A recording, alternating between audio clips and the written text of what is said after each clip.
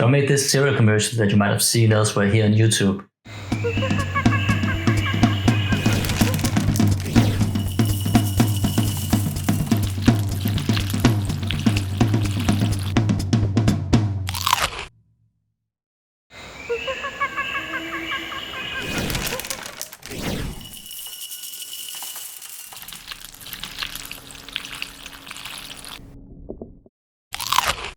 To subscribe. Every now and then I spot a really cool video or photo on the internet or here on YouTube that really inspires me to create something. It makes me want to create my own version of this photo, or in this case, this video. What you can do is try to create something completely new but inspired by the video that you saw. You can use the same techniques and ideas but apply it to a different brand or product or something completely different.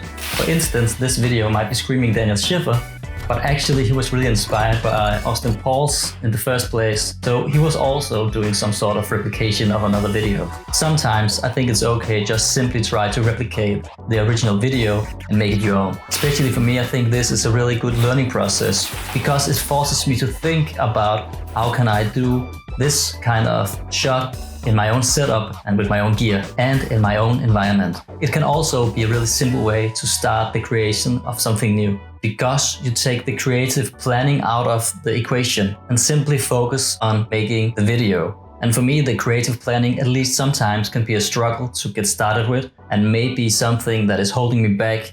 I think creativity is something you can train, but it definitely comes more natural to some people than others. And I don't think you should make this limiting yourself in creating. The way I see this is that the skills you need to shoot, understanding the camera, understanding how the lighting works, is something that you always should be training and you need to practice. Because these are the essential skills that you will need to create anything at all. These are also the skills that you need to visualize the creative process or ideas that you might have.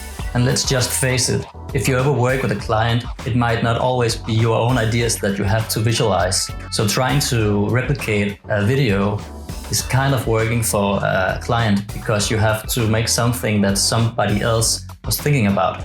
So making a replicate video like this will always make you learn something new and always force you to think about how you can improve yourself. For instance, I have learned in this video that if you're trying to throw things in the air that you want to match with something else because you wanted to make it look like it's coming out of the box in this case, it's really important that you match the speed of the product you're throwing in the air with the case. And this means throwing the product in the air with the slowest speed as possible. Because you can always speed it up in post, but it's really hard to slow it down to the extent that you might be needing. I also learned that when you throw something in the air, you really need to make sure it doesn't leave the frame of your camera.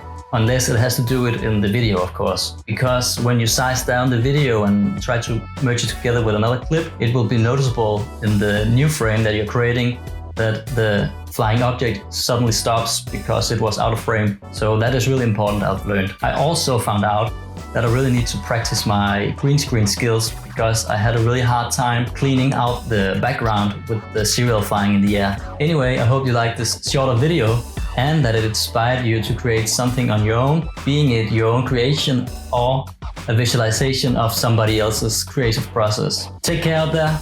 Bye. This is your subconscious. Remember to subscribe. Gracias.